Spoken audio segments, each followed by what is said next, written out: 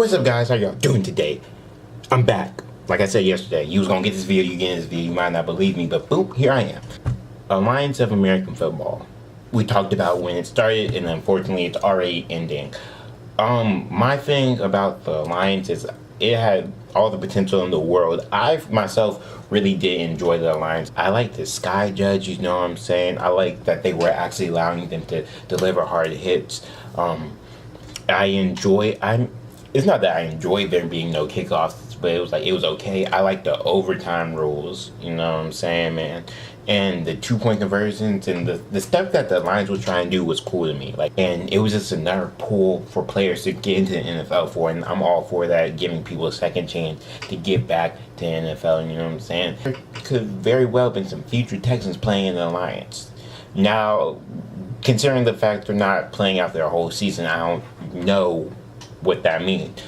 But there were some guys I was looking at, like corner-wise, before free agency. I thought Jamar Summers would have been a great addition to the Texans, you know what I'm saying? And look, Trent Richardson really showed us something. So if we could have signed Trent Richardson from the Birmingham Iron, that would have been great. And also my local team, the San Antonio Commanders, were going off. They were great. I love their uniforms. I like their helmets. And I really enjoyed watching them play. Also, I remember watching Aaron Green at TCU, so to see him play again, I really just enjoyed the Lions. Now, I understand kind of like where things might have gone wrong and stuff, because I feel like as much as I enjoy the Lions, I'm not gonna lie to you, I didn't watch it as often as I would have liked or I could have. They had games on CBS Sports Network. I don't have CBS Sports Network, you know what I'm saying? And at home, I don't have access to NFL Network. I have access to NFL Network here, but when I'm regularly home, I don't have access to NFL Network. So sometimes I just forget.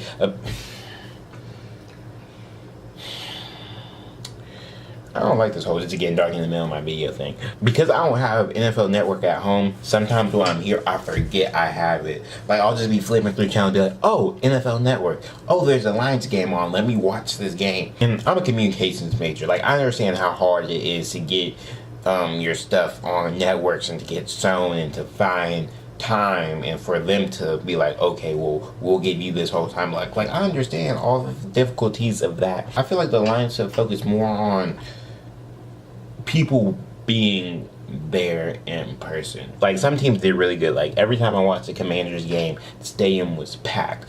But then you watch the Stallions game, and I felt like there wasn't as many people. Or you watch a Hot Shots game, there's not that many people. If they could have captured the magic of that opening weekend of Alliance for the whole season, that would have been great. Now, there are other factors to why I didn't watch the Alliance as often as I may have wanted to or should have. And that's because, yes, we talked about wanting football past February, but since there is no football past February, once you get football, it's kind of like, I don't know what to do with it, you know what I'm saying, man? Because football leagues in the spring are always going to have an issue because nobody's schedule is built around football being on in the spring.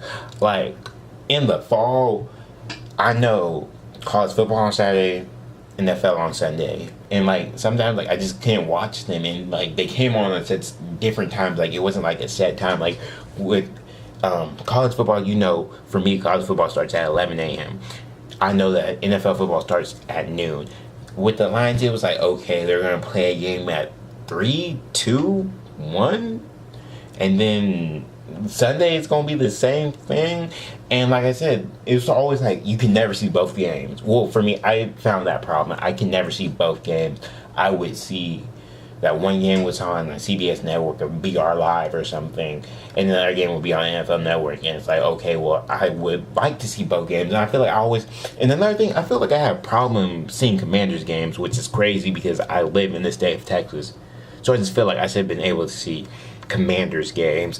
And so these things to me are the reasons why the Lions didn't work out. But I feel like they did a great blueprint. Honestly, when I heard about the Lions last year, like my first time ever hearing that, I was like, bro, this is never gonna work. This is never gonna come into fruition. This is never gonna be a real thing.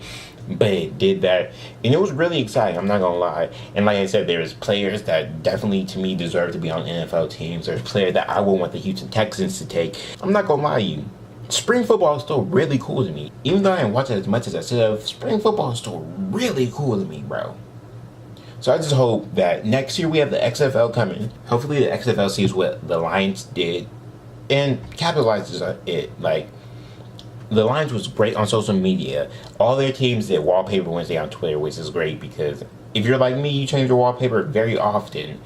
And so I would just be saying that, okay, I'm going to wait till the playoffs. I'm going to make the Commanders my wallpaper. You know what I'm saying, man? The Lions was also really great with the football that was being played.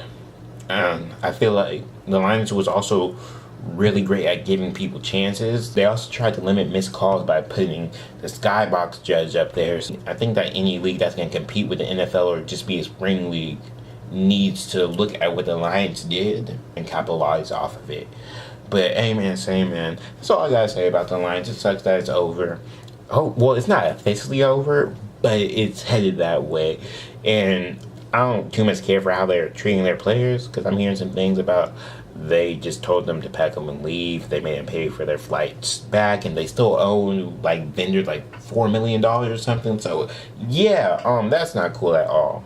Not at all. But it does suck that the Lions is over. But amen, say man, I hope you enjoyed this video. Go ahead, like this video, share this video, comment on the video, subscribe to channel, System 11 channel, 2019, all 2019 in the year 2019. I messed it up, but hey, 2019 says some love to the channel. Y'all stay icy. God above all else, Dexterious is out.